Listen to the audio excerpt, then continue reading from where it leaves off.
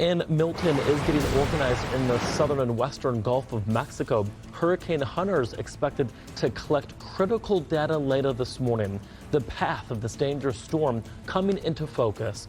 Fox Weather, your Hurricane HQ. We talk about it right now.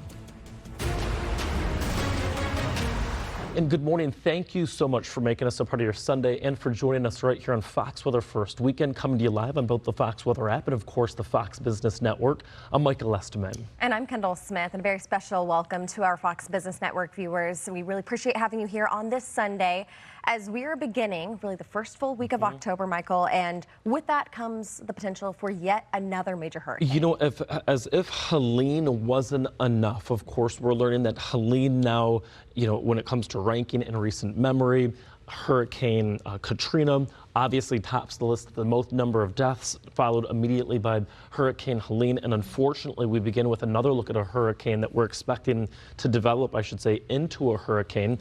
Quick look, this storm really escalated over the past 24 hours. It went from being just an invest to a bona fide tropical storm. Rapid intensification is expected as it races along the Gulf Coast of Mexico.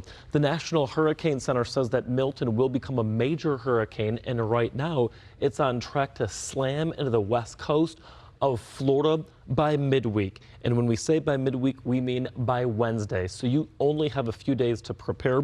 We did receive that update from the National Hurricane Center as of our 5 a.m. advisory. Those winds have increased from 45 to 50 miles per hour.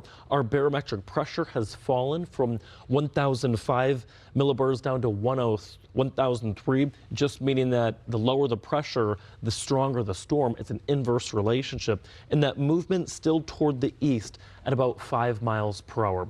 Currently, we have about 230 miles of coastline right now from Cancun, Mexico. This is along the Yucatan all the way westbound. That's 230 miles where we have a tropical storm watch that's already been issued.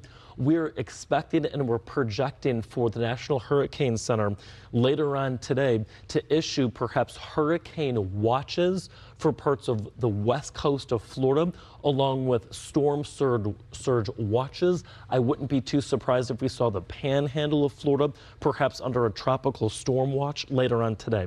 Tropical storm winds, when we look at the center of circulation, extend about 35 miles from that center of circulation.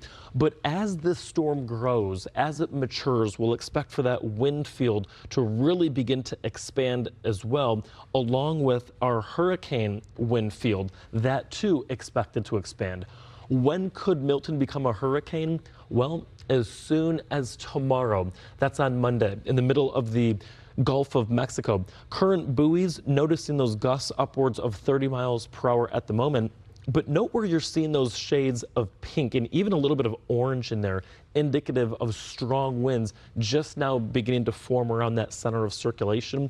We look at the upstairs wind pattern and what that circulation pattern looks like. This is where those winds are super strong, southern end of the United States. Here's where those winds are relatively light and weak. We mentioned that this thing's moving through the Gulf of Mexico at only about 5 miles per hour.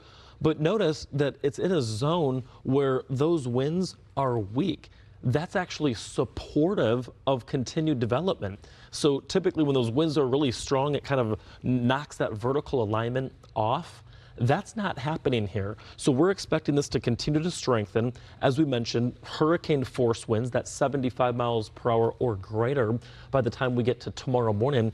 And then note, it gets dangerously close to the Yucatan Peninsula as it continues its trajectory over the open and warm waters of the Gulf of Mexico, interacts briefly with what we call the loop current right around here-ish. That's nice and warm, helps to really spice things up. And Kendall, by the time we get to Wednesday, you'll note that we're expecting to see a full-fledged hurricane perhaps slamming into the west coast of Florida.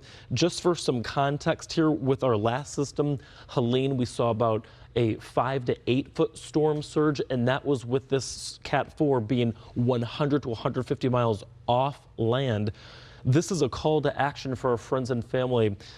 Kendall, if you live on the west coast of Florida, and I know you're really reeling from Helene, this is no moment to take any ease. You need to get prepared immediately.